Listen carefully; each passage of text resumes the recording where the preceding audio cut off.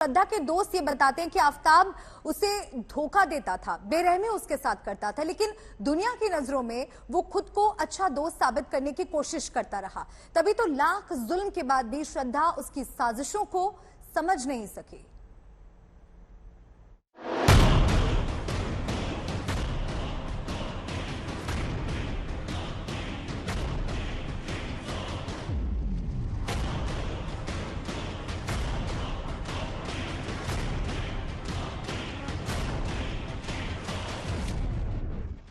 पैंतीस टुकड़ों का सबसे बड़ा राजदार चुप है, खामोश है, क्योंकि वो राजदार ही गुनहगार है। वो सबूत सुराग भी मानो चुप्पी साधे हैं जो श्रद्धा के कातिल को उसके गुनाहों के अंजाम तक पहुंचा सकते हैं।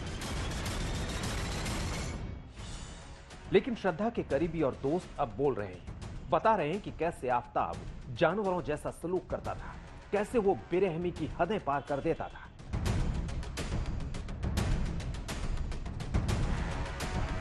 वैसे तो आफताब ने पुलिस के सामने माना है कि उसने अपनी दोस्त के 35 टुकड़े किए, अपने फ्लैट में टुकड़ों को फ्रिज में रखा और कई दिनों तक उन टुकड़ों को ठिकाने लगाता रहा। लेकिन जिन सवालों के इर्द गिर्द पुलिस भटक रही है वो ये कि उन टुकड़ों को आफताब ने कहां ठिकाने लगाया, कहां श्रद्धा के सिर फेंके, कहां उसके कपड़े फेंके, कहां वो हथियार फेंके जिससे उसने श्रद्धा को बेरहमी से मार डाला।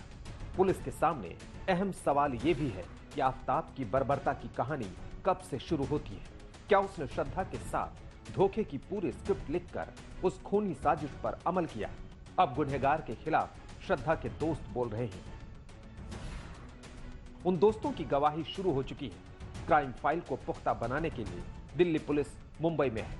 मुंबई पुलिस की मदद से दिल्ली से गई टीम श्रद्धा के दोस्तों से बात कर रही है, पूछ रही है कि आखिर वो 35 टुकड़ों की मिस्ट्री के बारे में क्या जानते हैं। श्रद्धा के कुछ और करीबी भी हैं जिनसे पुलिस जानकारी जुटा रही है। तो सबसे पहले देखिए उन गवाहों के बयान जो बता रहे हैं कि आफताब किस कदर हैवानियत की हदें पार करता था। वो गवाह जो बता रहे हैं कि श्रद्धा की हत्या से पहले कैसे आफताब उसके साथ मारपीट करता था।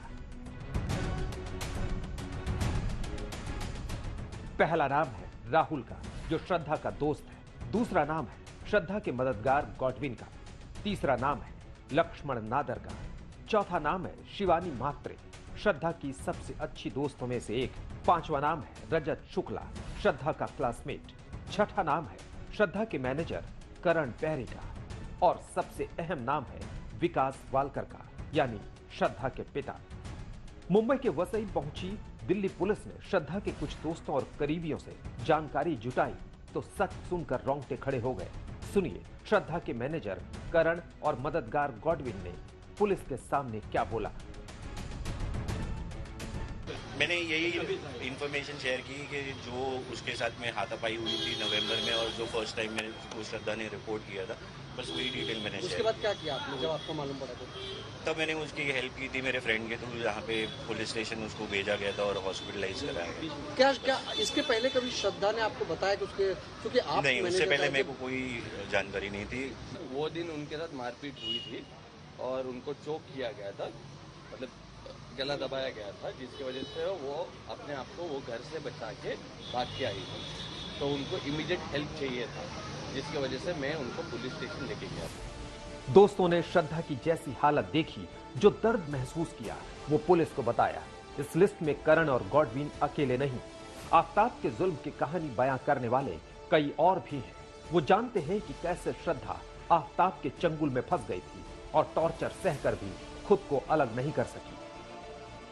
डरी हुई बहुत थी, वो ज्यादा डरी हुई थी। बोलते इतने मेरे को 3 से 4 बार मेरे ऊपर हमला कर दूंगा, आत्मा मतलब मारने की बहुत कोशिश किया है। यहाँ तक कि एक बार ऐसा भी झगड़ा हुआ था जब उसने मुझे व्हाट्सएप पे ऐसा मैसेज करके बोला कि प्लीज यहाँ मेरे घर पे आ जा, मुझे बाहर लेके जा, अगर आज रात को मैं इसके साथ घर पे रही तो ये मुझे मार डालेगा। आफताब के अत्याचार का अंत नहीं, जितने चेहरे सामने आ रहे हैं वो उसकी हैवानियत पर ऐसे खुलासे कर रहे हैं जिससे सुनकर रोंगटे खड़े हो जाते हैं। अगर आप श्रद्धा को देखेंगे तो आप अपने आप जानेंगे कि श्रद्धा बहुत लाइवली इंसान थी, बहुत ज़्यादा बोल्ड, स्ट्रॉन्ग, उसके अपने ओपिनियंस होते थे और ब्लंट थी वो।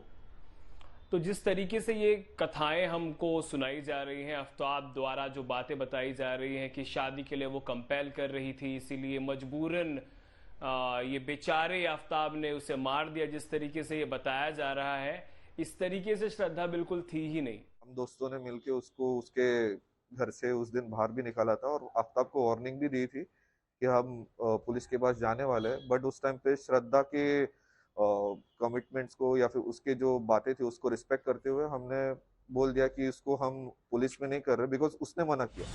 आफ्ताब ने जिस क्रूरता के साथ श्रद्धा के 35 टुकड़े किए, फिर उन्हें अपने फ्रिज में रखा और टुकड़े टुकड़े करने के बाद ओटीटी पर फिल्म देखी, उसके आगे टॉर्चर की बातें मामूली लगती हैं, लेकिन यही वो बयान है जो शातिर आफ्ताब की खूनी साजिश को बेपर्दा कर सकती है। अब दिल्ली पुलिस मुंबई में श्रद्धा के पिता का बयान भी दर्ज करने की तैयारी में है। मुंबई से पारस दामा, दिल्ली से हिमांशु मिश्रा और चिराग गोठी के साथ अरविंद ओझा, आज तक।